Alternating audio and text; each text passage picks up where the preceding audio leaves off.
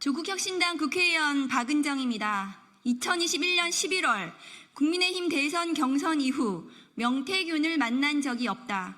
미공표 여론조사를 윤석열 후보에게 보고한 적 없다며 관계를 적극 부인한 대통령실과 명태균의 그간 해명이 국민을 기만하고 국기를 문란한 과거를 덮기 위한 거짓일 수 있다는 결정적 증언이 나왔습니다. 대선 당일 캠프 핵심 참모진들에게 명태균 보고서가 공유됐고 이를 통해서 전략회의도 했다. 윤석열 캠프에서 정책총괄 지원실장을 지낸 신용환 씨의 증언입니다. 신용환 전 실장이 새롭게 공표한 미공표 여론조사는 지난 대선 국민의힘 회계 자료에는 그 내역이 없습니다. 이를 통해 명태균의 미공표 여론조사 비용은 공식 회계상 기록되지 않은 윤석열, 김건희 개인 채무였고 이를 김영선 공천으로 갚았다는 주장이 더 설득력을 얻게 되었습니다. 공천 헌금 대가성 여론조사 결과가 사실이라면 이는 뇌물죄 적용이 가능한 범죄 행위입니다.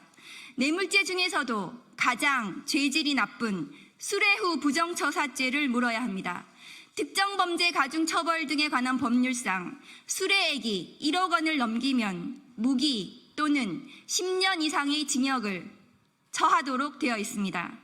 김영선 공천 뇌물로 의심되는 미공표 여론조사는 대선 당일 윤석열 캠프 핵심 참모진들의 전략 상황회의 회의 자료로 쓰였다고 합니다.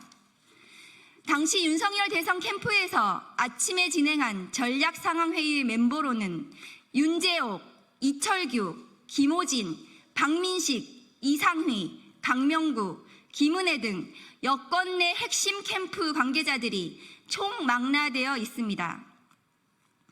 당시 당무와 선거를 총괄하는 국민의힘 사무총장은 한기호 의원이었습니다. 모두 여권에서 중책을 맡고 있는 분들입니다. 그 책임에서 자유로울 수 없습니다. 명태균을 대선 경선 이후 만난 적이 없다는 윤 대통령의 해명과 달리 명태균 박사발 국정 개입 의혹들로 지난 대선이 무효화될 수도 있는 도둑맞은 대선의 증거들이 쏟아지고 있습니다. 검찰과 공수처는 윤석열 대선 캠프의 정치자금법 위반과 뇌물 혐의를 신속하게 규명해야 합니다. 국민의힘은 지난 대선 과정의 불법을 국민들께 사죄하고 진상규명에 적극 협조해야 할 것입니다. 명태균 선생님을 따르는 희대의 검찰총장을 대선 후보로 만든 국민의힘은 스스로 보수 괴멸의 길을 자처했습니다. 윤석열 대통령이 가는 곳은 검찰이든 보수든 그 문을 닫아야 할 것입니다.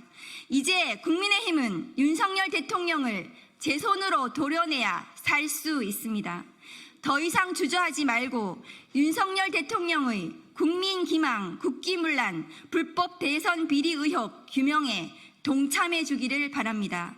그것이 불법 대선 의혹이 강력하게 제기되는 현 상황에서 국민들께 사죄하는 공당으로서의 최소한의 책임이자 도리일 것입니다. 2024년 10월 28일 조국혁신당 국회의원 박은정.